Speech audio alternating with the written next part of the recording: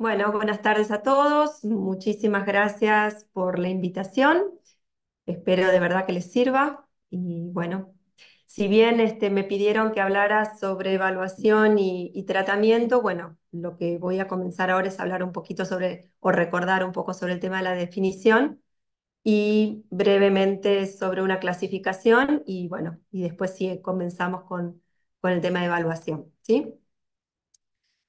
Bueno, con respecto a la definición, que son los acúfenos, son la percepción de un sonido generado por una actividad neural sonora anómala sin una fuente externa que lo produzca. En sí mismo no representa diagnóstico alguno porque no es ninguna enfermedad, solamente es un síntoma.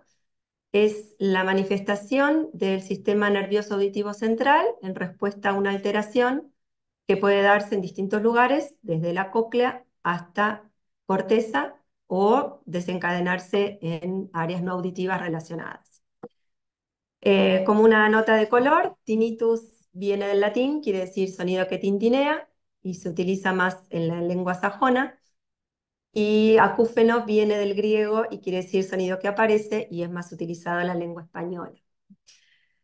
Bueno, con respecto a la clasificación, la más actual o la más común o la más, en este momento más utilizada, es la que divide somatosonidos de los acúfenos subjetivos.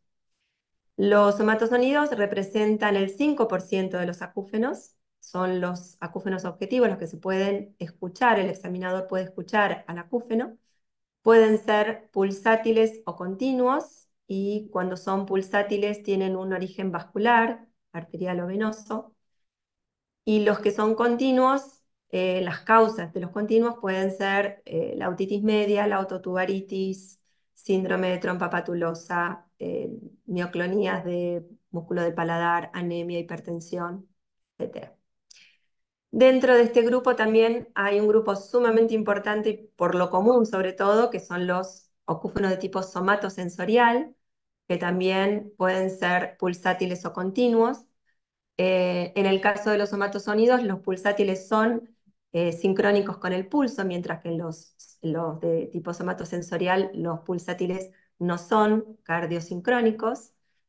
Y ahí tenemos los grupos de las hernias cervicales, las contracturas, la cervicoartrosis, las disfunciones de la articulación temporomandibular, los bruxismos, bueno, son muy frecuentes.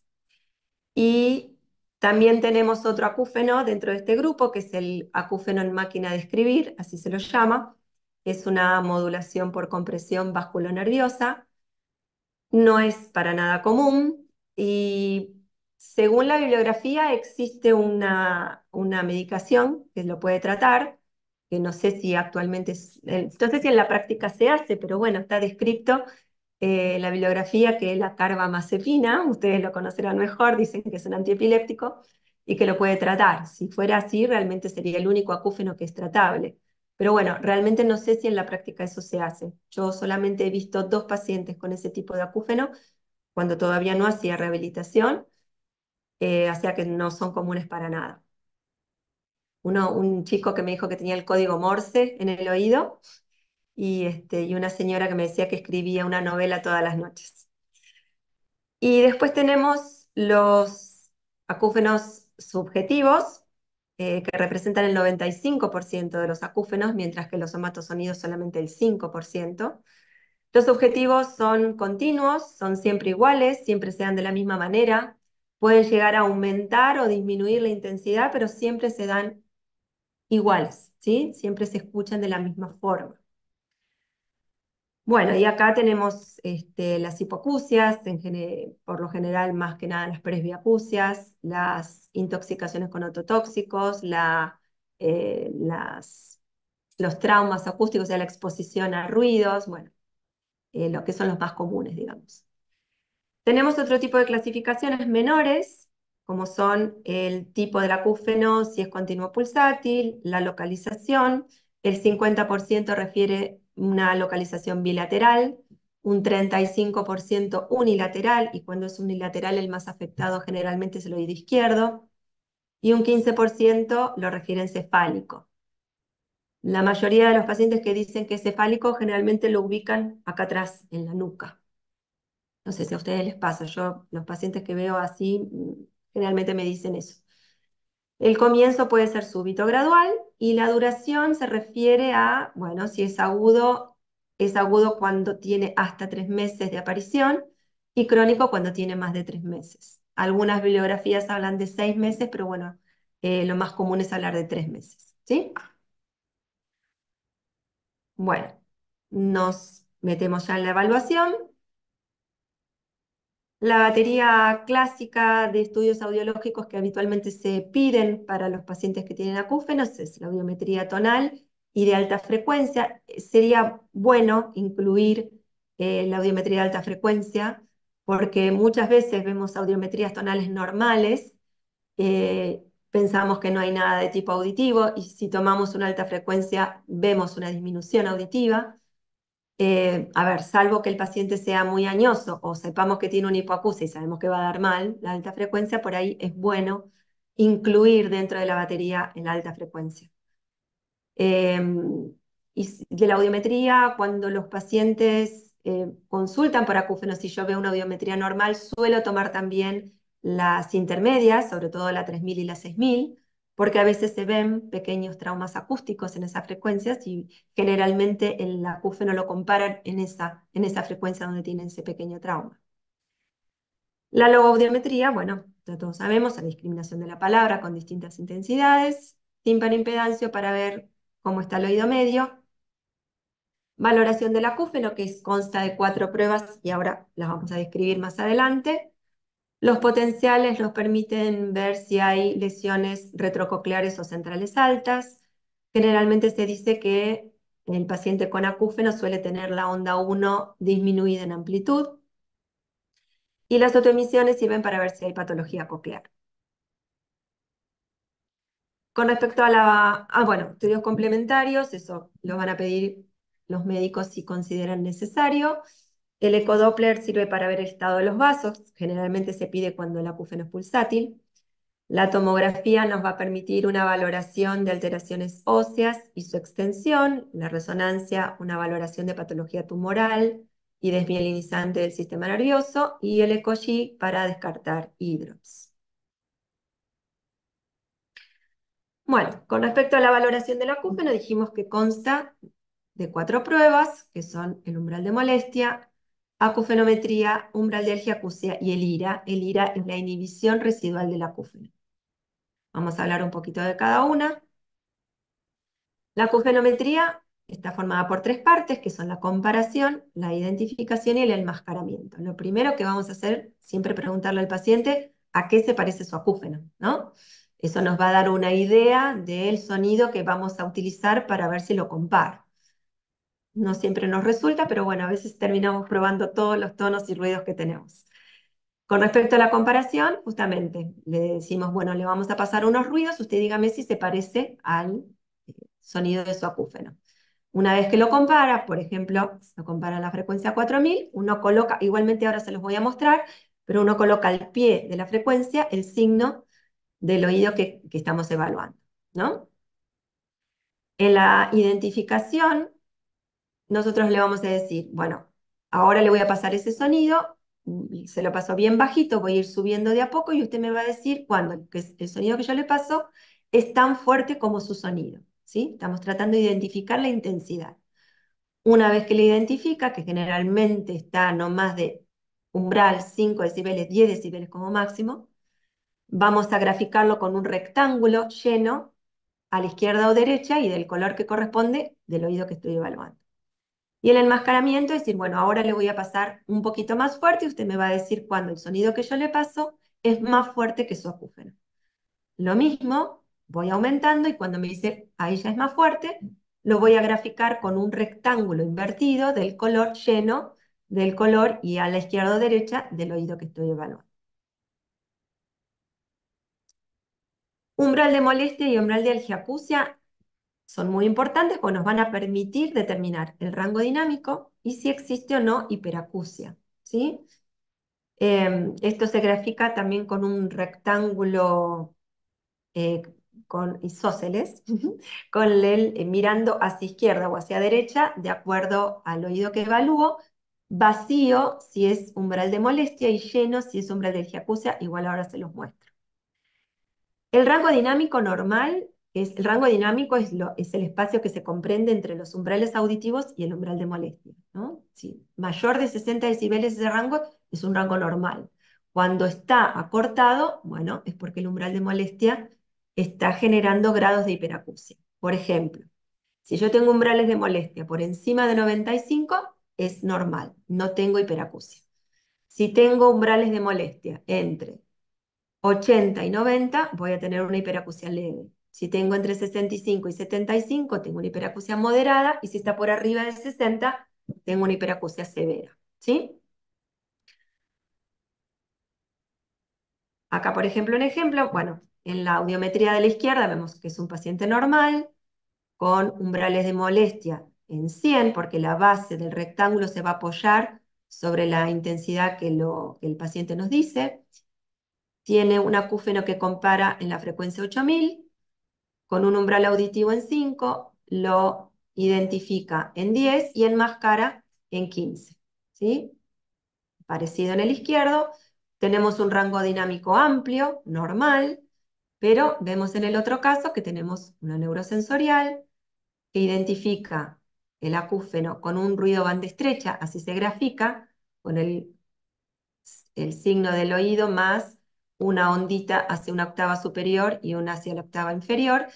Esto se identifica con banda estrecha. Cuando identifica con ruido, también podemos pasar ruido blanco. Y en ese caso se va a identificar en el eje de la ordenada, se coloca una SH y una raya al pie de este eje, y tenemos que sacar el umbral del ruido blanco, a qué intensidad lo equipara y a qué intensidad lo enmascara. Y todo lo colocamos sobre este eje. Y vemos acá el rango dinámico, ¿no? Que es un rango dinámico estrecho, pinzado. Hay un pinzamiento de su rango dinámico. Acá nosotros tenemos que ver si estos umbrales de molestia realmente son umbrales de molestia por hiperacusia o es un reclutamiento, ¿no? Que es un síntoma también de esta hipoacusia. Acá se agregan los umbrales de algiacusia, que ven que es el mismo triángulo, pero lleno, del color que corresponde. Y con respecto al IRA, el IRA, que es la inhibición residual del acúfeno, es un periodo entre un estado de enmascaramiento, total o parcial, hasta que percibe nuevamente el acúfeno. Es decir, yo parto del nivel mínimo de enmascaramiento, como vimos antes en el anterior, le aumento 10 decibeles, por ejemplo, enmascaró en 20. Bueno, a 30 decibeles yo le voy a pasar ruido, ¿sí? Lo tengo que hacer con ruido blanco y ruido banda estrecha, o si no tengo tiempo y tengo que elegir uno, es preferible hacerlo con ruido blanco, que enmascara mucho más. Yo le digo al paciente, bueno, mire, yo ahora le voy a pasar un ruido un poco más fuerte y durante 1 minuto. Después de ese minuto, usted me va a decir si tuvo algún cambio con respecto a su acúfeno. Y puedo tener, después de ese minuto, bueno, corto el ruido, espero unos segundos y le pregunto. ¿Tuvo algún cambio? Bueno, puede tener 4 posibilidades de respuesta. Puedo tener positiva o parcial cuando el acúfeno desciende la intensidad, está más bajito, porque nos lo dice, está más bajo, o por ahí nos dice, está más fuerte del otro lado. Bueno, eso quiere decir que le ha bajado del oído que estamos estimulando. Completa cuando me dice el acúfeno no lo estoy escuchando. Negativa cuando me dice no hay ningún tipo de cambio. Y rebote cuando se escucha más fuerte. ¿Sí? En los dos primeros casos, en el positivo y en el completo, cuando lo que me diga si está más bajito o desapareció, le voy a decir, bueno, ahora me va a decir cuando vuelve a escucharlo como siempre. Y yo voy a contar el tiempo y lo voy a anotar en una hoja de registro que ahora les muestro. Por supuesto, el IRA también a nosotros nos predice el pronóstico en la rehabilitación, ¿no? Un IRA positivo completo siempre va a tener un mejor pronóstico que el negativo, y ni hablar el de rebote. Rebote generalmente se da cuando el paciente tiene reclutamiento. Bueno, en esta hojita de registro nosotros ponemos el acúfeno si es bilateral, unilateral, permanente o no permanente. Dividimos oído derecho y oído izquierdo, la frecuencia en la cual lo compara, si es un tono puro, si es banda estrecha, si es ruido blanco, el umbral auditivo, el nivel de acá está mal el escrito, el nivel de equiparamiento, la intensidad que lo equiparó, a qué intensidad lo enmascaró, y en este caso, por ejemplo, el oído derecho hubo una inhibición negativa, no anotamos ningún tipo de tiempo porque no hubo ningún cambio. En el oído izquierdo lo mismo y hubo una inhibición parcial. Entonces, tardó 30 segundos hasta que lo escuchó nuevamente. Como siempre, anotamos el tiempo de 30 segundos. Hasta acá quieren que ver si había alguna pregunta con respecto a evaluación y nos metemos en tratamiento. De momento no hay preguntas, igual van a ir poniendo las preguntas los que la tengan Bueno, en el chat. perfecto, después me avisas. Bueno. Sí, sí. Nos metemos en tratamiento. El tratamiento actual incluye tratamientos sonoros, psicológicos, farmacológicos, físicos y quirúrgicos. Sonoros son los que hacemos las fonoaudiólogas, así que es del que voy a hablar. Psicológico hablo muy poquitito y algo de tratamiento físico. Farmacológico y quirúrgico es algo que es exclusivamente del médico. Tratamiento del acúfeno consta de una evaluación, consejo terapéutico y terapia sonora. ¿Sí? ¿Qué hacemos en la evaluación? Bueno, vamos a tomar una anamnesis. Yo tengo separado anamnesis para acúfenos y anamnesis para hiperacusia. Vamos a preguntar lo que habitualmente siempre preguntamos y vamos a hacer hincapié con respecto al tema del acúfeno, ¿no? ¿Desde cuándo tiene los acúfenos? ¿En qué oído los tiene? Si es en un solo lado, si es en los dos, si es cefálico, ¿a qué se parece el acúfeno? ¿Cuándo comenzó? Si lo relaciona con algo en especial. Bueno, si ya sabemos que es producto de una patología en especial, seguramente nos lo va a decir o lo vamos a ver en los estudios también. Ese primer día nos trae los estudios y los vemos, o los puedo ver en sistema. Em, si tiene alguna enfermedad de consideración, si tiene mareos, vértigos, si tiene problemas para dormir, si tiene bruxismo. La mayoría de veces nos dicen que no tienen bruxismo, que no tienen nada, pero por ejemplo le preguntamos en qué momento está peor el acúfeno, y bueno, muchos nos dicen a la noche, lo escucho a la noche, y bueno, realmente a la noche porque estamos en silencio, o nos dicen a la mañana me levanto y está peor, está mucho más intenso. Si nos dicen eso, bueno, nosotros ya sabemos que ese paciente estuvo bruxando. Si a la mañana se levanta y tiene tenso y dolor y mucho el acúfeno está muy intenso, es porque bruxó toda la noche. Habitualmente nos dicen que no bruxa, que ellos no bruxan, bueno, pero le decimos que explicamos que hay dos tipos de bruxismo, hay uno que es el que rechina y que es el que hace ruido, y que a veces son las parejas las que les dicen que bruxa por el ruido, y que existe otro tipo de bruxismo que es el que solamente se tensa, ¿no? Solamente aprieto, y que ese a veces también está de día.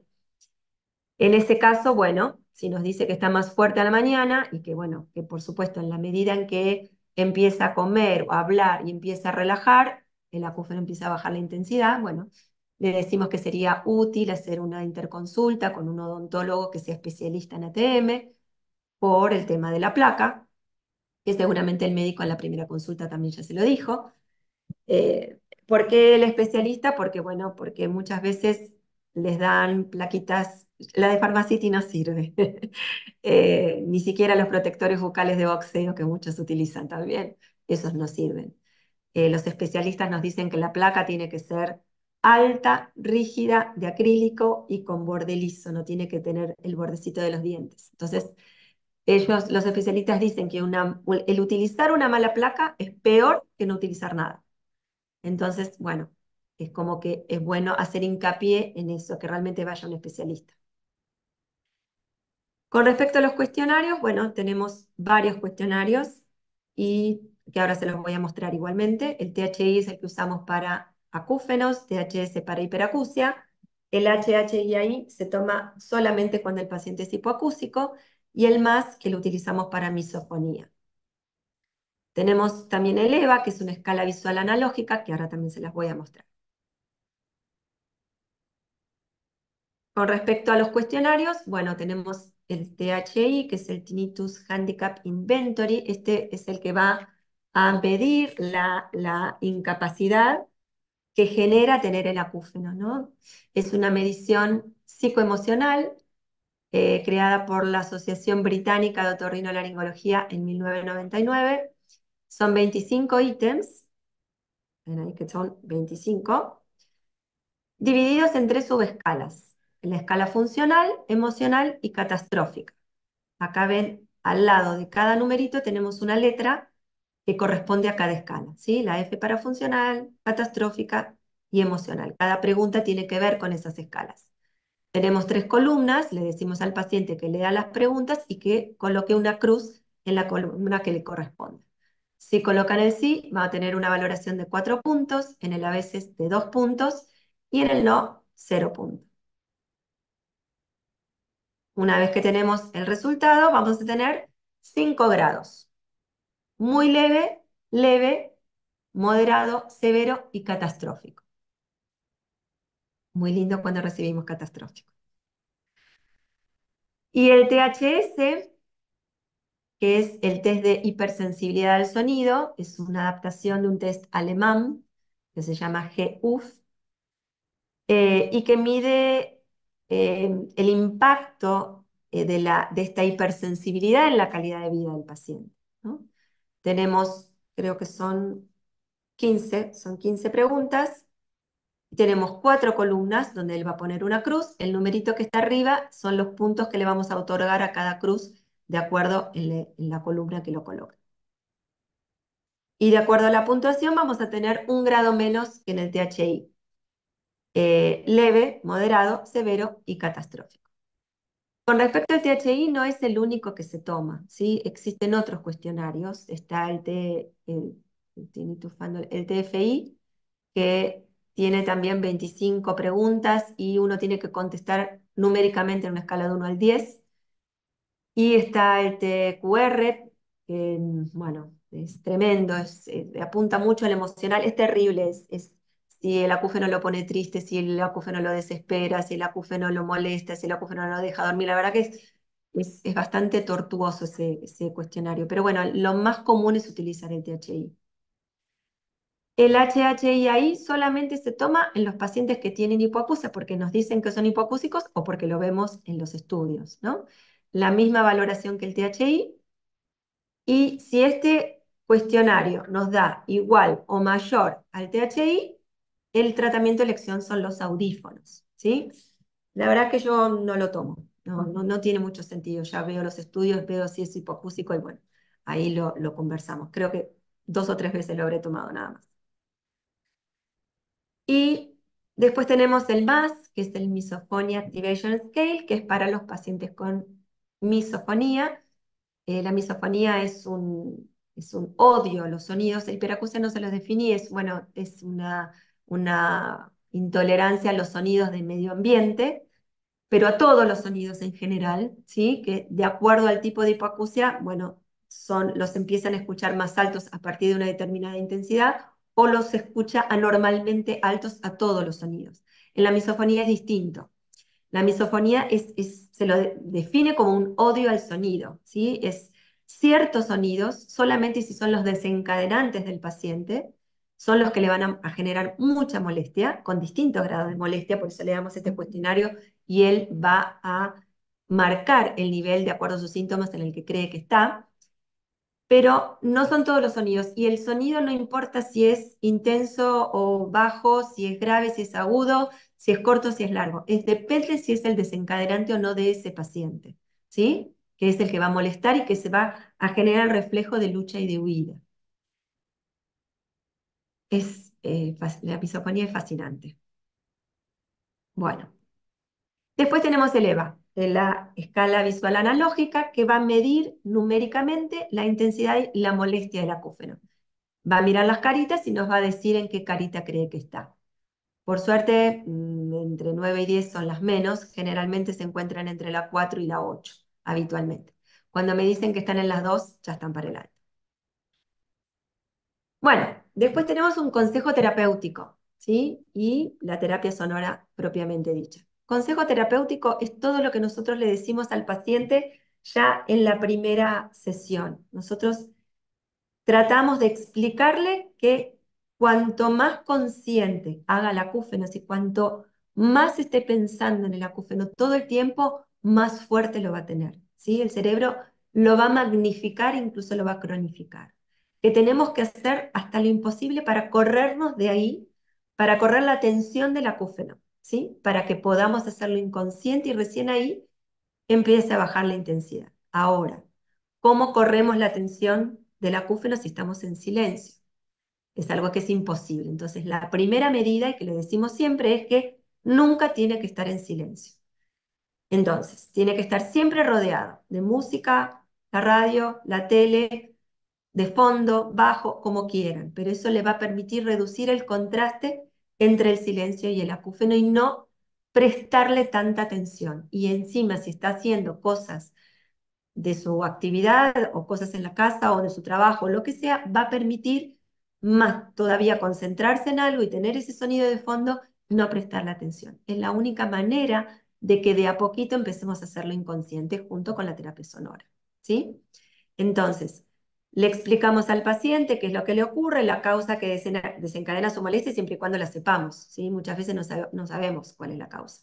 Pero bueno, le miramos los estudios, le explicamos la audiometría, se la mostramos, vemos cómo está su audición, dónde tiene una pérdida auditiva si es que la tiene, qué es lo que pasa en ese caso, si es un acúfeno de tipo auditivo, por qué el sistema auditivo está tratando de compensar ese sonido que no está viniendo, bueno, por qué lo compensa, por qué es lo que aparece en su acúfeno, en el caso que por supuesto lo sepamos, ¿no? Entonces, tenemos el objetivo es restarle importancia, quitarle la sensación negativa y que pase a un nivel inconsciente, a una categoría de estímulo neutro. El convencimiento sobre la naturaleza benigna del acúfeno, esto siempre y cuando hayamos visto los estudios, las conclusiones de las imágenes y veamos que no tiene nada, por supuesto, no hay ningún tumor, no hay nada. Entonces le decimos, usted no tiene un tumor, no tiene nada grave. Eso hace que también eso se relajen un montón. Ahí ya se tranquilizan un poco. Ellos siempre piensan que tienen un tumor. Entonces, bueno, cuando hacen imágenes y eso se descarta, también eso ya ayuda a que se relajen y la intensidad a veces del acúfeno baje un poco. Tenemos que eliminar falsas creencias asociadas y disminuir la activación de los sistemas límbicos, que va a ser todo lo que tiene que ver con lo emocional negativo, emocional hacia el acúfeno, y el sistema nervioso autónomo, que va a ser todo lo que es la sintomatología física, ¿sí? Por parte del área cortical. El tema es cuando nosotros le hablamos que tiene que estar con sonidos y un sonido de fondo, después hablamos de la terapia sonora, ¿no? Y nos dicen, pero yo quiero escuchar el silencio. A mí me gusta escuchar el silencio. Yo quiero estar en silencio. Entonces, bueno, hay que tratar de convencerlo y decir, por ahora el silencio no, ¿sí? Más adelante puede ser, cuando ya estemos mejor, puede ser que puedas volver al silencio o podemos volver a otro tipo de silencio. Existe otro tipo de silencio que vos podés disfrutar, el silencio de la naturaleza, por ejemplo. Si vos tenés la posibilidad de ir a una plaza, a ir a un parque, un bosque, naturaleza, si tenés la suerte de ir a una playa, vas a tener otro tipo de silencio. El silencio que te da la naturaleza, el pajarito, el arroyito, la hojita, el sonido del agua, bueno, ese es otro tipo de silencio que uno puede empezar a disfrutar. No el silencio absoluto, ¿no? Ese ya no podemos, pero sí tenemos alternativas, ¿no? Tratamos siempre de buscarle la vuelta y no decirle a todo que no, sino que tenemos otras alternativas y podemos estar mejor. Y con respecto a la terapia sonora, bueno, la terapia sonora es la presencia de un sonido de fondo de baja intensidad para promover la habituación a la CUF.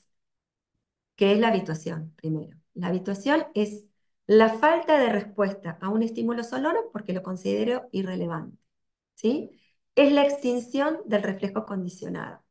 Al principio, el acúfeno funciona como un reflejo condicionado. Yo escucho el acúfeno y se activa inmediatamente sistema límbico y nervioso autónomo con toda la molestia ligada como si fuese un reflejo condicionado. Cualquier reflejo condicionado puede desaparecer o disminuir con un entrenamiento. Entonces, tratamos de lograr eso. La habituación es eso, es poder desenganchar, cortar ese reflejo. Que yo pueda escuchar el acúfeno, pero que toda esa molestia que me genera, no tenerla. Tenerlo de fondo. Siempre le decimos que ese es el objetivo del tratamiento, ¿no? Saber que está siempre y cuando le presto atención. Si no, ni me acuerdo que está. Eso es lo que queremos lograr. ¿Cómo lo logramos? No teniendo el acúfeno consciente permanentemente, ¿sí? Es la única manera. No es una terapia de acostumbramiento, no es un aprender a vivir con el acúfeno, sino decirle cómo vivir y cuál es la terapia a aplicar. Entonces, con el consejo terapéutico, lo que buscamos es disminuir la reacción negativa hacia el acúfeno. Y con la terapia sonora, lo que vamos a buscar es disminuir la percepción, es habituarse a la disminución en la percepción, mientras que el otro es habituarse a la reacción. Entonces, mi meta a cumplir es reducir la percepción del acúfeno antes que sea un factor de control en la vida del paciente. ¿Cuántas terapias sonoras conocemos? Conocemos muchísimas terapias sonoras. ¿Todas estas terapias sonoras las podemos utilizar? No las podemos utilizar. Yo se las traigo, se las muestro, pero la mayoría no las utilizamos porque no se encuentran en el país, porque se necesita un dispositivo, porque se necesita un generador específico, porque tienen licencias, por lo que sea, no, muchas de estas no las podemos utilizar. Pero bueno, se las traigo, se las muestro y después les digo qué es lo que habitualmente utilizamos.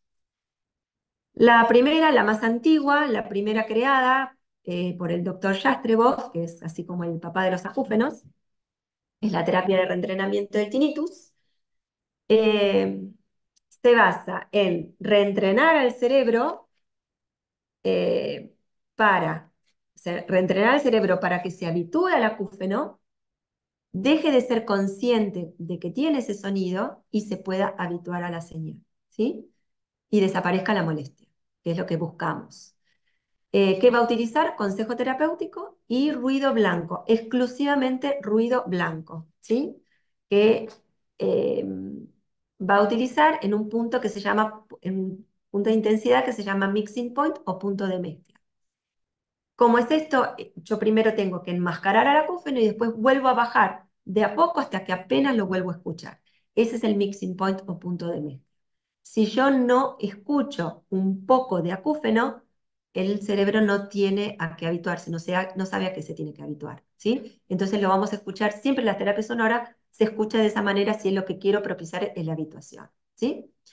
No admite farmacología porque dice que eso no propicia la habituación.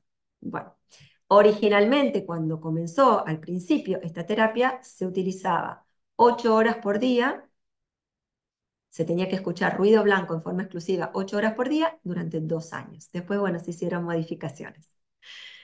Después la terapia sonora secuencial, esta es la creada por el doctor Miguel Ángel López González, que es un médico español que trabaja en Sevilla, y se basa en 3 fases, que es farmacología, él sí admite farmacología y bastante farmacología, él lo describe en su libro Terapia Sonora Secuencial, farmacología, consejo terapéutico y ruido blanco, pero con una disminución progresiva de la intensidad. Primero utiliza enmascaramiento total, luego utiliza enmascaramiento límite y luego utiliza por último el enmascaramiento en punto de mezcla, en mixing point, para propiciar la habituación. Luego tenemos esta terapia de discriminación auditiva, es una terapia en la cual aparte de buscar la habituación, también se utiliza una técnica de atención, hay que poner cierta atención a unos estímulos que uno tiene que poder discriminar, se realiza mediante un dispositivo. Terapia de neuromodulación es escuchar el sonido en la misma frecuencia del acúfeno, ¿sí? Para esto, obviamente, tengo que estar bien seguro de en qué frecuencia tengo el acúfeno, ¿no? Si no, no se puede utilizar. Y acá lo que se busca es una inhibición por estimulación, ¿sí? Que lo realizan las mismas células que están sobreestimuladas. La terapia de integración auditiva también se llama método Berard, porque es el doctor Guy Berard, un otorrino francés, que fue la que lo creó. La particularidad de esta terapia es que se utiliza en niños desde muy pequeñitos, desde los 3 años, se utiliza mediante un dispositivo que se llama Ear Educator, y se filtra el sonido, y este sonido es una música filtrada, es una música que generalmente es sinfónica, se utiliza filtrada durante 1 hora al día y por 10 días. ¿Sí? Si bien no es exclusivamente lo que no es que se busca habituarse al acúfeno, es una terapia sonora, bueno, si las quería mostrar. Estímulo acústicamente enriquecido son secuencias de tonos, pips o bursts que estimulan la vía auditiva de una manera selectiva y personalizada porque se realiza en base a la base audiométrica, hacia la curva audiométrica del paciente, es bien personalizada. La terapia neural del tinnitus es igual a la neuromodulación, solo que se agregan pausas de silencio o pausas auditivo breves. Se combinan la neuromodulación junto con pausas de silencio. REVE 134, bueno, REVE es una sigla que es restauración y elevación de viscoelasticidad y electromotilidad. Es una terapia de alta frecuencia porque se analiza y separa la frecuencia 12.000 en 134 grupos. Se utiliza un dispositivo para esto, es este que se llama Eurologic. Eurologic creo que es es una empresa coreana, que obviamente se utiliza en Corea, en Colombia y en Costa Rica solamente. La terapia de muesca o terapia Notch también es muy conocida, esta terapia sí que se utiliza muchísimo. Lo que se hace es, al sonido con el que voy a estimular, se quita la frecuencia del acúfeno. Esto se realiza mediante un programa, es muy fácil de hacer, y acá lo que se busca es una inhibición lateral, que la realizan las frecuencias adyacentes a la frecuencia del acúfeno, que es la que yo estoy quitando, ¿sí? Esta terapia también se encuentra en los audífonos, en las funciones de terapia para acúfenos de los audífonos, también se encuentra. La terapia de cambio de fase, esta terapia se basa en el principio de interferencia destructiva, que dice que si nosotros tenemos dos ondas iguales en amplitud, pero desfasadas en el tiempo, 180 grados, de manera tal que cuando una onda ejerce presión en un sentido, la otra ejerce en el otro, ambas ondas se cancelan y el ruido desaparece. La terapia se hace 15 días en una fase, 15 días en la otra fase y otros 15 días en la fase que mejor le resultó al paciente. Bueno, esto se hace mediante una aparatología, no se hace acá. Y la terapia con sonidos fractales, bueno, esto es la utilización de tonos complejos con tecnología fractal. Son sonidos que si bien utilizan las propiedades de la música, tienen la propiedad de ser mucho más relajantes. Son los tonos Zen, que también lo encontramos en las funciones para acúfenos de los audífonos. Lo encontramos también en las aplicaciones. Son muy utilizados.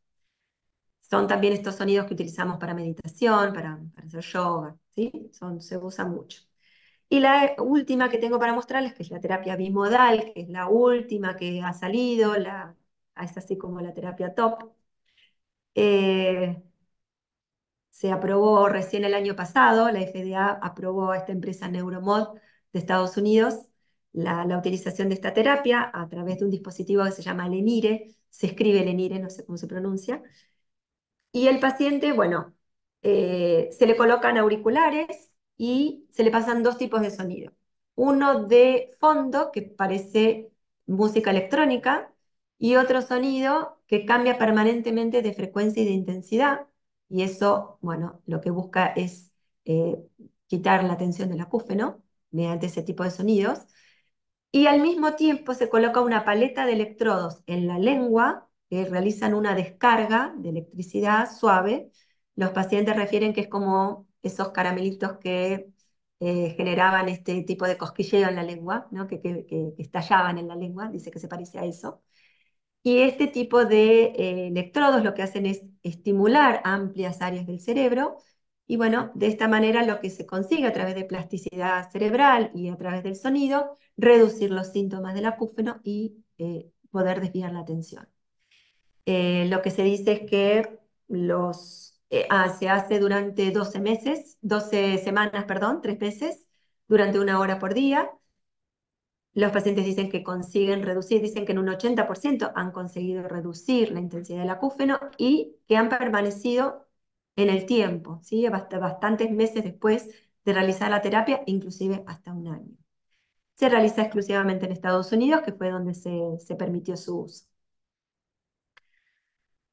Si a mí me preguntan qué terapia uso yo, bueno, yo uso sí el ruido blanco, muchísimo uso ruido blanco, también uso los otros ruidos, ruido rosa y ruido marrón, que eso lo utilizamos mucho para hiperacusia, para misofonía, para fonofobia también.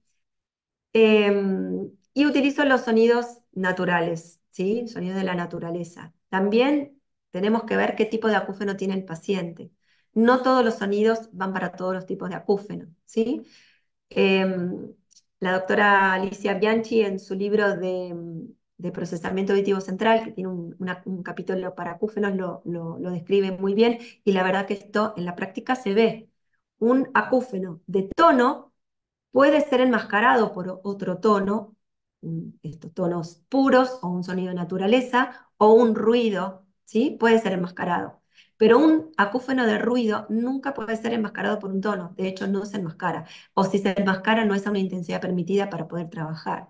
Entonces vamos a necesitar un ruido para poder enmascarar un tono de ruido. Hay bibliografías que dicen que en realidad, si el acúfeno fue producto del ruido, por ejemplo, en un trauma acústico, uno no debería utilizar ruido para poder trabajarlo, pero la verdad es que en la práctica se puede trabajar y se obtienen resultados, ¿sí? Y aparte, un tono no enmascara un ruido. Así que en realidad elegimos el sonido de acuerdo al tipo de acúfeno del paciente. Igual probamos, ¿no? Siempre se prueba. Y pruebo. Yo siempre empiezo por sonido de naturaleza y veo a la intensidad que tapamos el acúfeno. Si no es una intensidad que me gusta, pruebo siempre con ruido y el ruido blanco siempre es el de elección. El tema del ruido blanco, que si bien es excelente, es buenísimo y enmascara muchísimo, hay pacientes que no lo toleran, ¿sí? Cuando no lo toleran es un problema, sobre todo cuando tengo que optimizar la intensidad y necesito una intensidad menor para poder hacer la terapia, ¿sí? Yo no puedo pasarme a un nivel que no corresponda, no puedo pasarme a un nivel de 50% de intensidad porque, bueno, le puedo generar más problemas de los que ya tiene. ¿Sí? Esta terapia se utiliza todos los días, durante unas horas por día, y meses, ¿sí? De 4 a 6 meses como mínimo. Algunos necesitan menos, algunos necesitan más, pero tengo que fijarme muy bien el tema de la intensidad, ¿sí? He utilizado, yo probé con neuromodulación, he probado terapia de muesca y la verdad es que no me dio ningún resultado, con lo tanto las he desechado, así que me quedé solamente con estos que les acabo de decir. Sonido de naturaleza y ruido, eso sí. Bueno, ¿cuáles son los objetivos del tratamiento? Un poco ya lo que venimos hablando, ¿no? El objetivo del tratamiento de acúfeno es el reentrenamiento de los centros corticales y subcorticales, que es donde se detecta, procesa y percibe el acúfeno, ¿no? Reentrenar. El objetivo final no es conseguir el silencio absoluto, de hecho no existe el silencio absoluto, ya desde que tengo un acúfeno ya no está más, y esto es algo que le tengo que decir al paciente, que no tiene que insistir con el tema del silencio, porque si estoy en silencio, mi atención a dónde va a ir. Es lo mismo de la noche. Cuando nosotros le decimos durante el día tiene que estar siempre rodeado de sonido, le decimos del día y en la noche lo mismo. A la noche también tienen que buscarse un sonido para poder concentrarse en ese sonido y no en mi acúfeno. Si no, no voy a poder dormir, ¿sí? Eso siempre y cuando en los casos de moderado a severo, ¿no? En los casos leves no pasa nada, pero cuando es realmente importante, no va a poder dormir. Si yo me concentro en un sonido que es de afuera, a mí no me va a generar nada porque no es mi sonido, ¿sí? Entonces me voy a poder concentrar bien y voy a poder dormir. Si yo me concentro en mi acúfeno porque estoy en silencio, se activan los sistemas que no quiero que se activen y cada vez voy a estar peor.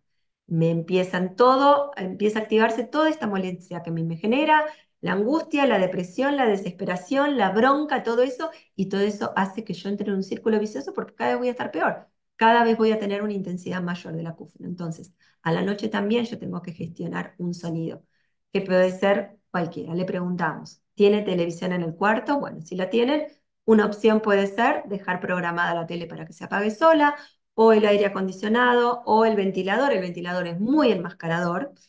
En invierno no podemos. Bueno, a veces le digo que lo de vuelta, que mire hacia la pared, o si no, buscamos otro tipo de sonido. A veces esas fuentes de agua, ¿sí? que tienen ese sonido circulante permanente de agua, son muy buenas, o si no, bueno, un sonido que busco del celular. ¿sí? Que pueden ser de aplicaciones, los mismos que utilizamos para la terapia, pero algo con algo tienen que dormir, ¿sí? El problema a veces de eso lo tenemos con las parejas. Y bueno, algunas se me vienen y se quejan, pero bueno. Em, entonces, sino que el acúfeno se perciba sin molestar y que no sea consciente, excepto cuando focaliza su atención. Desacoplar la señal del acúfeno de los sistemas límbico y autónomo, es lo que venimos hablando, eso es lo que queremos lograr, es el objetivo que queremos lograr. Bloquear la señal del acúfeno antes de llegar al nivel de conciencia, o sea, hacerlo cada vez más inconsciente para no saber ni siquiera que lo tengo, para dejarlo a un costado. A veces le damos la analogía de, por ejemplo, el tema del motor de la heladera o el ruido de un ventilador de techo, ¿no? El cerebro se habitúa a estos sonidos de fondo que son continuos y repetitivos, ¿sí? Se habitúan de tal manera que uno ya no los percibe o no se da cuenta que están. Entonces, eh, les insistimos mucho con este tema, ¿no? De que tenemos que lograr que se haga inconsciente. Reclasificar al acúfeno a la categoría de estímulo neutro.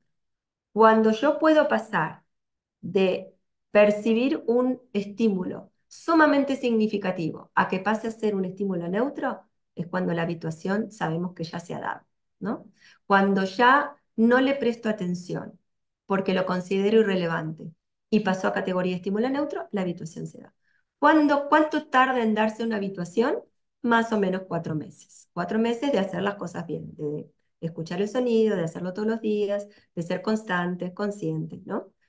Y después ya no hace falta que lo haga, ¿no? Es algo que ya queda y no tiene que seguir haciéndolo más, salvo que lo necesite de rescate porque el acúfeno está más intenso por algo en especial. Si está más estresado, siempre se lo decimos. Si está más estresado, si está contracturado, yo me tenso. Si me tenso, el acúfeno puede estar más fuerte, ¿no? Entonces, eso es algo que tienen que saber lo que va a ocurrir, por más que ya estén bien, por más que ya han llegado a los objetivos, y les damos el alta, sepan que en algún momento el acúfeno puede estar más intenso, pero aprenden a gestionarlo. Saben que también el acúfeno depende de cómo está la persona. Si por alguna circunstancia estoy más estresado, estoy preocupado, estoy nervioso, me pasó algo, bueno, tratar de identificar qué es lo que me pasa, a ver si lo puedo modificar, y si no lo puedo modificar, bueno, saber que está más intenso porque yo estoy mal y más tenso, ¿sí? Pero que va a volver a bajar.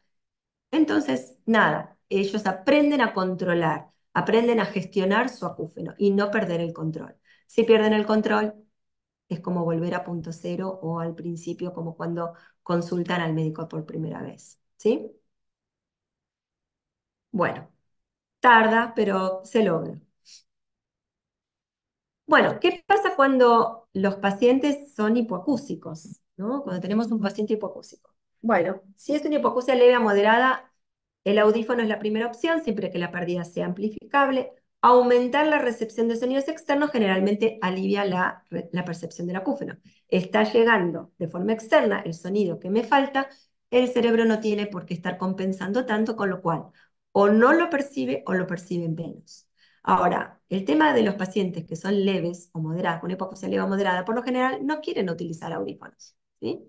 Es cuando nos escriben los médicos y dicen, mira, Andrea, en realidad tendría que usar audífono, pero no quiere. ¿No querés probar con terapia? Bueno, vemos. Siempre probamos, ¿no? Es decir, yo siempre le digo lo mismo. Cuando viene un paciente hipoacúsico y que en realidad el tratamiento de opción son los audífonos, porque el audífono también es una terapia sonora, eh, y no, me dice que no, yo no quiero, no, yo no quiero utilizar audífonos. Y le digo, bueno, mira, probamos. Si logro enmascarar el acúfeno a una intensidad impermitida y que podamos trabajar, bueno, empezamos. Empezamos hasta tanto, bueno, veamos la manera de decidirnos, de convencernos y de gestionar un audífono. Si no logra una intensidad a la cual yo pueda trabajar, y no, acá el tema a trabajar es el acúfeno. Les damos pautas, les decimos que tienen que estar siempre con un ambiente acústicamente sonorizado, siempre tiene que estar rodeado de sonido, el tema de la noche, el tema de que no tiene que prestarle atención, etcétera, pero no podemos hacer la terapia sonora, ¿sí? Y si tenemos una hipoacusia severa profunda, acá es diferente, y en este caso, si no obtiene beneficios en la percepción del habla con audífonos, una buena opción es el implante coclear. La estimulación eléctrica a través del implante coclear ha demostrado beneficios en reducción o supresión del acúfeno. Esto, bueno, porque lo que se dice es que la estimulación eléctrica devuelve esta eh, comunicación de la cóclea hacia corteza de la neurotransmisión excitatoria e inhibitoria, que cuando hay una pérdida se aumenta la neurotransmisión excitatoria y se desequilibra esta neurotransmisión. Bueno, esto devolvería, la estimulación eléctrica lo que devolvería sería un equilibrio de esta neurotransmisión excitatoria e inhibitoria y, bueno, se daría una supresión del acúfeno. Yo pregunté, yo no hago implante, pero bueno, pregunto a mis compañeras que hacen implante y a veces me dicen que tampoco están así, ¿no? A veces sí, a veces de verdad se suprime el acúfeno, a veces el acúfeno persiste, a veces aparece otro acúfeno, pero bueno, un paciente que tiene una hipoacusia severa o profunda, que tiene un implante y empieza a escuchar el nivel de 30, bueno, seguramente el acúfeno lo va a hacer a un lado y va a estar mucho mejor y más conectado y bueno, se va a olvidar. O lo va a gestionar de otra forma. Bueno, habíamos hablado que también teníamos tratamientos psicológicos, ¿no? Bueno, acá brevemente lo que le puedo comentar es que cuando el paciente no está realizando una terapia psicológica, o sea, no viene ya con una terapia psicológica y necesitamos este apoyo psicológico, la terapia de elección es la terapia cognitivo-conductual, ¿sí? ¿Por qué? Porque es la que trabaja el síntoma en el presente, lo que me pasa ahora todas mis actitudes, mis pensamientos, todo esto que a mí me genera tener este síntoma, todo esto malo, todo esto negativo que tengo hacia el acúfeno, lo trabaja ahora en el presente, trabaja eso, ¿sí? No es que trabaja, no es que se remonta desde otros planos, desde la infancia y más. No digo que sea malo, sino que, bueno, esta terapia es la que me permite trabajar el ahora y nos ayuda a nosotros muchísimo con la terapia. Cuando el THI da de moderado para arriba, digamos que siempre necesitamos este tipo de apoyo, ¿sí? Pero bueno, algunos pacientes nos dicen, yo ya vengo haciendo terapia. Bueno, entonces si ya viene haciendo terapia, por supuesto no hacemos cambios, pero si no, utilizamos esta terapia. Buscando adecuación, la conducta en relación con su acúfeno. No se trata de eliminar el acúfeno, no es un enemigo a ser destruido, mientras se vea de esta manera estará siempre en un plano consciente. Si yo siempre estoy pensando en que tengo este rugido inmenso y que no sé qué hacer con él, bueno, esto siempre, si lo veo de esa manera, es como que, bueno, nunca voy a lograr suprimirlo o bajarlo, ¿no? Mediante esta terapia se consigue la reducción de la angustia y la discapacidad inducida por el acúfeno, aceptación y compromiso. Aparte, muchos de estos pacientes tienen características similares de personalidad, de pensamiento, de rigidez en muchas cuestiones, ¿no? Eh, Muchos está esto que los psicólogos llaman el TAG, ¿no? El trastorno de ansiedad generalizado, en donde tienen esta cuestión de mi pensamiento es este y no puedo correrme de ahí, en esta rumiación de pensar permanentemente las cosas y pensar siempre de manera catastrófica, siempre estoy pensando en cosas malas que van a suceder, cosas que no van a suceder, que no suceden finalmente, pero todo el tiempo estoy pensando, todo el tiempo lo estoy pensando y siempre de manera negativa. Esto le genera tensión y le genera fatiga, no descansan bien, no se pueden relacionar con el otro. Esta terapia es ideal para este tipo de cosas, ¿sí? Entonces, bueno, siempre es nuestra terapia de elección. Y con respecto a los tratamientos de tipo físico que habíamos hablado al principio, bueno, tenemos algunas alternativas terapéuticas. La oxigenación hiperbárica, que es el respirar oxígeno al 100% en una cámara de compresión durante una hora. Se han visto beneficios en acúfenos cuando fueron producidos por una hipoacusia súbita o un trauma acústico agudo, no en otros tipos de acúfeno, pero en eso sí. La modulación somática, que es electroestimulación del sistema somatosensorial, esto la verdad que sí aporta grandes beneficios, esto generalmente lo hacen los kinesiólogos. En el instituto nosotros tenemos 2 kinesiólogos que lo hacen y sinceramente los resultados realmente son muy positivos. Ellos hacen todo un sistema de masajes de toda la zona de la cara, cuello, espalda, y también utilizan la electroestimulación, la hacen mediante un aparato que se llama TENS. Bueno, siempre que, sobre todo cuando hay acúfenos de tipo somatosensorial, siempre hacemos una derivación a kinesio, a kinesio que se llama así, kinesiología somatosensorial. Modulación neural, donde tenemos estimulación transcraneal y estimulación cerebral profunda. Bueno, la estimulación transcraneal tenemos de dos tipos. Eh, una que se utiliza una bobina magnética y otra que utiliza electricidad. No son invasivas. Y la estimulación cerebral profunda sí es invasiva. En la estimulación transcraneal, la que utiliza una bobina magnética es una bobina potente, magnética, que se utiliza adyacente a la cabeza del paciente y emite pulsos electromagnéticos y estimula la corteza. Y la que utiliza electricidad, bueno, lo que busca es, con la estimulación de electricidad directa, disminuir la hiperactividad neuronal, ¿sí? Y de esa manera reducir los síntomas. La estimulación cerebral profunda sí es invasiva porque requiere la implantación directa de electrodos. Se utiliza en Parkinson y en otras enfermedades donde también hay temblores. Bueno, no tengo muchas referencias. Solamente tuve un paciente que hizo estimulación transcraneal, creo que la que tiene electricidad, pero bueno, no tuvo grandes resultados. Em, la electroestimulación coclear transmastoidea, esto es algo relativamente nuevo, es una electroestimulación que utiliza un médico español que se llama González Martínez Monche, sí, Martínez Monche creo que es, que él utiliza electricidad en la zona mastoidea, eso aumenta la temperatura, genera cambios metabólicos, busca generar cambios metabólicos en las células y eso regenera los tejidos. Y él dice que con eso consigue la supresión o la disminución de los acúfenos, ¿no? Lo utiliza no solamente para acúfenos, sino también en Meniere y en otras patologías que generan mareos y vértigos. Bueno, dice que el 60% tiene buenos resultados. Tiene una clínica en Barcelona y ahora abrió otra en Madrid, así que le debe ir bastante bien. Neurofeedback se utiliza la resonancia magnética funcional. Se colocan electrodos en la cabeza del paciente y él ve a través de una pantalla la actividad cerebral, algunos patrones de actividad cerebral, y se lo entrena para cambiar voluntariamente algunas conductas que en realidad se manejan en forma involuntaria y de esa manera controlar mejor los síntomas.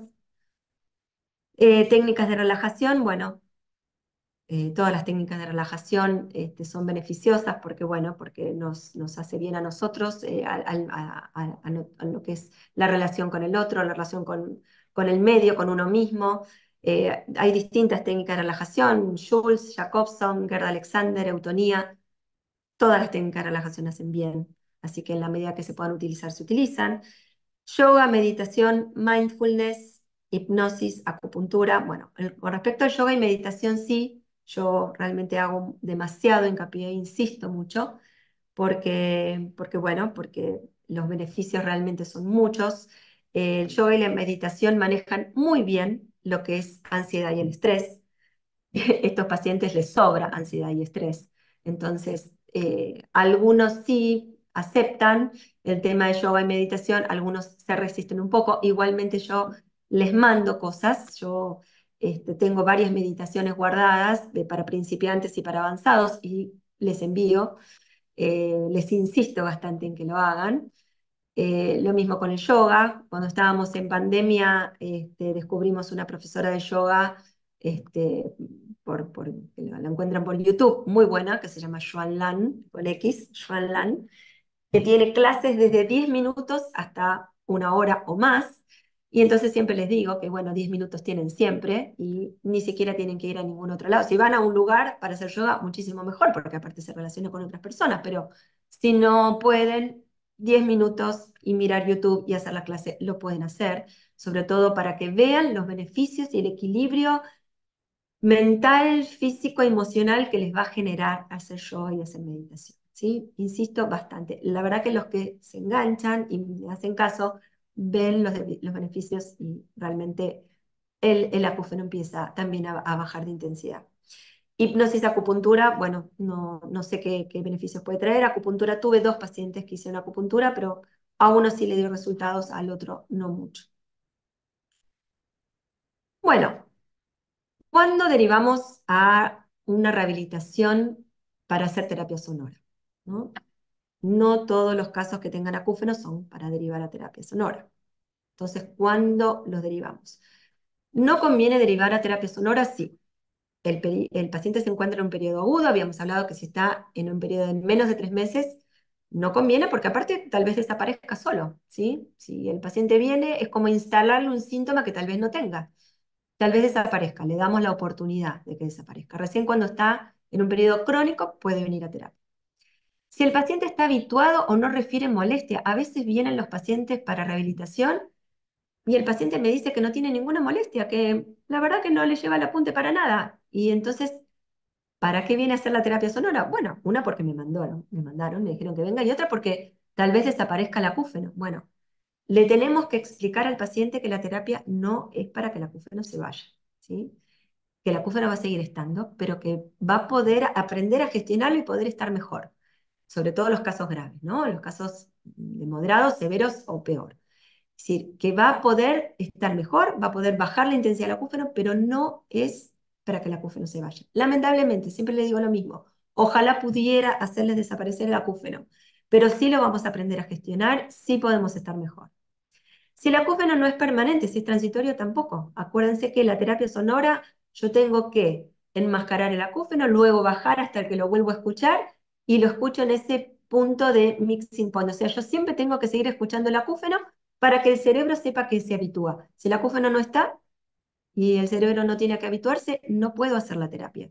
La terapia se hace siempre con el acúfeno presente, por lo tanto tiene que ser un acúfeno permanente. Si usa audífonos, no hace falta hacer la terapia, porque aparte ya es una terapia los audífonos, y aparte los audífonos tienen también terapia para acúfenos. O si no los usa, pero por la T vemos que ese sería el tratamiento de elección, un poco lo que habíamos hablado antes con respecto a los pacientes con hipoacusia. Si el paciente se encuentra en medio de una crisis por su enfermedad, obviamente hasta que no esté estabilizado no corresponde empezar. Si observan características psicológicas y o psiquiátricas importantes que requieran un abordaje urgente, obviamente. Tal vez necesiten algún tipo de medicación, tal vez ustedes vean que tienen que, sea prioritario una derivación a psiquiatría y después, una vez que estén más estabilizados, empezar una terapia. Eso es decisión médica, eso lo ven ustedes. Pero bueno, para obtener los mejores resultados posibles, hay ciertas cosas que, bueno, tenemos que ver de seguir para que el paciente venga y diga, no, bueno, mira, vamos a volver al médico, yo me voy a comunicar con el doctor, vamos a hacer tal cosa, tal otra, ¿sí?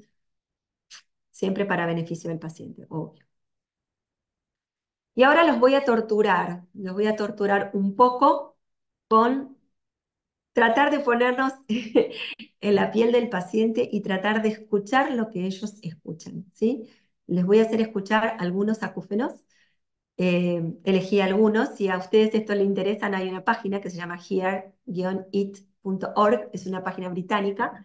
Tiene 12 audios de acúfenos. Yo elegí algunos, por ahí los más comunes, pero realmente está muy bueno para que uno sepa qué es lo que el paciente le está pasando, ¿no? Vamos a poner el primero.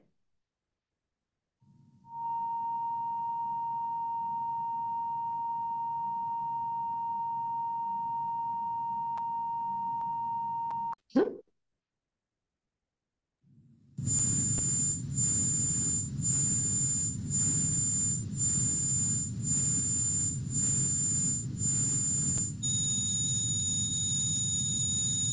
Algunos son combinados.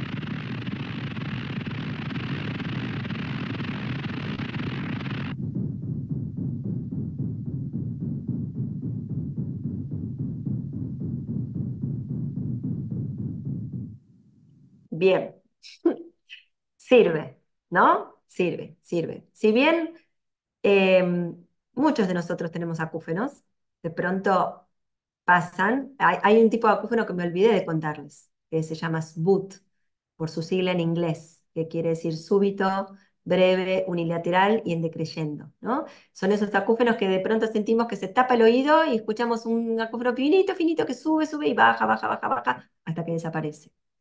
Que no le llevamos el apunte para nada, y que si duran menos de 5 minutos, si lo tenemos menos de una vez por semana, no pasa nada, pero si duran más de 5 minutos y lo tenemos con una frecuencia mayor a una vez por semana, se debería consultar. Pero pasan, ¿sí? Son segundos, nos olvidamos. Este tipo de acúfenos los pacientes los tienen 24 horas, los 7 días de la semana, ¿sí? Y como al principio lo tienen consciente permanentemente, lo tienen muchísimo más intenso de lo que en realidad es, ¿sí? Entonces, es bueno ver lo que está sintiendo el paciente. Lo que les voy a hacer escuchar ahora es una música y la misma música con un acúfeno agudo y la misma música con un acúfeno de ruido, ¿sí? Para que veamos cómo escuchan también.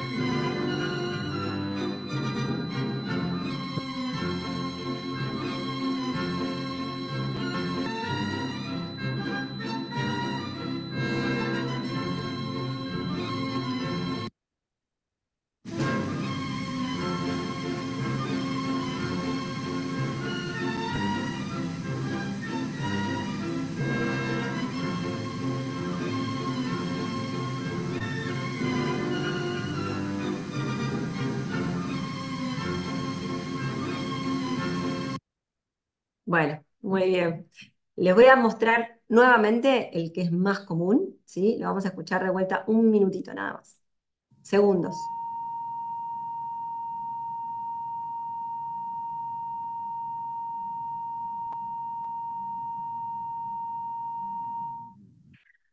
Ustedes imagínense un paciente con este acúfeno sumamente intenso, de esta forma, que algunos me dicen, no escucho a la persona que tengo al lado por mi acúfeno, ¿no? Que viene a la consulta y que viene desesperado a ver al médico a que le dé una solución. Le podemos decir, no, mire, la verdad no hay nada para hacer, mejor acostúmbrese porque no hay nada.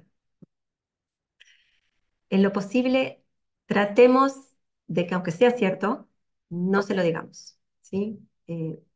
¿Por qué? Porque nosotros no sabemos qué paciente tenemos enfrente, no sabemos su estructura psíquica, psicológica, no sabemos de su vida, no sabemos nada. Ese paciente viene desesperado buscando una palabra de aliento, buscando una palabra, una solución, buscando algo que le saque esa tortura del oído, ¿sí? Y le decimos, bueno, que no, ahora que no hay nada para hacer, que se acostumbre, que se ponga una radio cerca y listo. Eh, a veces tenemos que tener cuidado. A ver, muchos pacientes míos me han dicho que sus ideas suicidas al principio a más de uno les han pasado por la cabeza, ¿sí?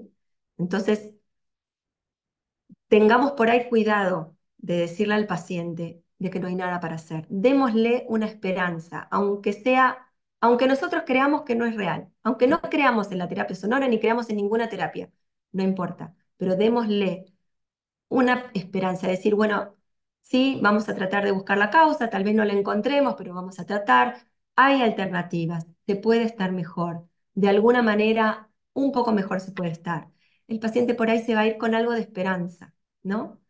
Eh, Porque si no, realmente es muy angustiante y desesperante, ¿no? Bueno, ya que los torturé, a ver, por eso, jamás le digan a un paciente que no hay nada para hacer. que solo queda acostumbrarse al acúfeno, ¿sí? Tampoco, esto se los digo porque hoy día ocurre, ¿sí? Todavía ocurre que le dicen al paciente que no hay nada para hacer. Entonces, lo que a mí me gustaría que les quede es esto, aunque sea pequeñas cosas que quiero que se lleven para decir, bueno, me pongo un poco también en la piel del paciente de lo que está sufriendo. Tengan en cuenta esto. Ustedes tienen enfrente una persona que está sufriendo muchísimo. Y que a ver, la palabra del médico, ustedes bien lo saben, es palabra santa para el paciente. Cualquier palabra de aliento que ustedes le den para el paciente va a ser un mundo de una esperanza, ¿sí? Es importante. Tampoco que, bueno, que la terapia sonora hará desaparecer su acúfeno, ¿sí? Sí, o sea, siempre con la verdad, dándole esperanza, pero con la verdad. Yo eso siempre se lo digo el primer día. La terapia no es para que el acúfeno se vaya, pero sí para que estés mejor. Y vas a lograr estar mejor. Tu acúfeno va a estar menos intenso, va a llegar el momento en que no le lleves el apunte, que lo tengas a un costado. Ahora no te estás dando cuenta y pensás que eso no lo vamos a poder lograr, pero yo te puedo asegurar que se logra. También le digo esto, a ver, ¿todos los pacientes mejoran con terapia sonora? No, todos los pacientes no. Hay un porcentaje de pacientes que no mejoran. Casi que te puedo decir que 7 personas de cada 10 mejoran. Hay 3 que no. Tienen que ver muchas cuestiones. Su personalidad, les puedo caer mal, no les puede gustar lo que les digo, están buscando una fórmula mágica, vienen a buscar algo que en la primera sesión se vaya y lamentablemente esto no es así, pero que si ellos aceptan y se comprometen, entre los dos yo les digo que podemos lograr un cambio y que pueden estar mejor, que se necesita un compromiso y se necesita trabajo y esfuerzo, pero que se logra. Que de mi parte yo voy a poner lo mejor, pero que también necesito de la otra parte que me ayude, ¿sí? Trabajemos en equipo, aunando criterios para que el paciente logre el mayor beneficio posible. Yo siempre trato en lo posible de comunicarme con los médicos que me mandan a los pacientes cuando tengo algo, por supuesto, que comunicar, ¿no? En el instituto tengo otorrinos que son especialistas en acúfenos y tenemos un grupo y siempre estamos en comunicación y si necesito algo voy y les pregunto. Si no viene derivado de esos médicos y viene derivado de algún otro médico del instituto, si necesito también voy y me acerco y converso sobre tal o cual cosa que tenga el paciente o alguna duda o algo que la verdad que necesite hablar con él. Y si es de afuera, si necesito, también me comunico. Si son chicos, siempre, ¿sí? Últimamente están viniendo bastante niños. Si son niños, siempre me comunico con el otorrino, me comunico con el pediatra, me comunico con la escuela. Siempre, ¿sí? Cuando son adultos, bueno, depende. Si necesito, me comunico, si no, bueno, lo vemos, ¿sí? Pero es bueno esto de tener la misma mirada o el mismo criterio y que ambos profesionales le digan las mismas cosas al paciente. He tenido una paciente con fonofobia y he hablado con la psicóloga, con el psiquiatra, con el otorrino, porque la verdad que era muy difícil. Pero bueno, es mucho más fácil cuando uno está acompañado y se siente contenido por el otro profesional, es mucho más fácil. Y bueno, y todo esto es para beneficiar al paciente, ¿no? Hay una médica, una psiquiatra que se dedica a misofonía, que es directora de un instituto en Nueva York, se llama Jennifer Broad, que dice que tener un trastorno no implica sacrificio, implica ajustes. Esto se los digo siempre a los pacientes, sobre todo a los que por ahí se victimizan más con esto, ¿no? Le digo, no tenés un problema, hay un trastorno, sí es cierto, pero no tenemos que estar penando ni llorando porque de esa manera no vamos a conseguir nada. Tenemos que ver la manera de estar mejor, ¿sí? De, a ver, ¿qué alternativas tengo? Que consultar ya es un paso, ¿sí? Y ver qué opciones tengo. Es decir, en realidad también tengo que jugar con la rigidez de pensamiento, ¿no? Porque tengo que ser un poquito flexible, poder correrme de este discurso de por qué a mí, por qué me pasa esto, por qué estoy tan mal, por qué esto y nunca voy a estar mejor, poder correrme de eso y ver, bueno, ver qué puedo hacer para estar mejor, buscar ayuda, buscar alternativas, ¿no? Y hay otra que no tengo idea quién la escribió, quién la dijo, pero a mí me encanta, que siempre se las digo, le digo, no te rindas, cada dificultad es una oportunidad disfrazada. Bueno, ¿y esto por qué? Porque hay muchos pacientes, y esto la verdad que lo veo por suerte, que a partir de un problema a partir de este acúfeno, han cambiado un montón de cosas negativas que tenían. Algunos han cambiado de trabajo, algunos han cambiado de lugar donde viven, algunos han cambiado de pareja, no es lo que estoy buscando, pero digo, se han generado cambios en su vida y están muchísimo mejor. Los que se enganchan con el yoga y con la meditación empiezan a pedirme más meditaciones, Andrea, mandame y Andrea, mandame, y les empieza a gustar y empiezan a sentirse de otra forma y a cambiar un montón de aspectos de su vida y dicen, y bueno, y fue a partir de esto. Hay pacientes y pacientes, ¿no? Depende del paciente que tenga enfrente. Yo le mando artículos, le mando libros para leer. Hay un bloguero que se llama Glenn Schweitzer, es irlandés, él tiene Menier, ha escrito 2 libros y él habla cómo ha mejorado, casi vencido su acúfeno con mindfulness, ¿no? Bueno, les mando artículos sobre esto también, les digo que investiguen. Libros, hay un libro, El poder de la hora, hay un libro que se llama La enfermedad como camino, que yo lo tuve que leer en el profesorado de yoga, yo leí muchos libros de este tipo y de acuerdo al paciente que tengo, bueno, se los doy y se generan un montón de cambios y a partir de una dificultad y un trastorno que obviamente no eligieron tener, bueno, de pronto se generan estos cambios y el paciente, bueno, no digo que lo agradece, pero dice, por algo vino y fue para mejor.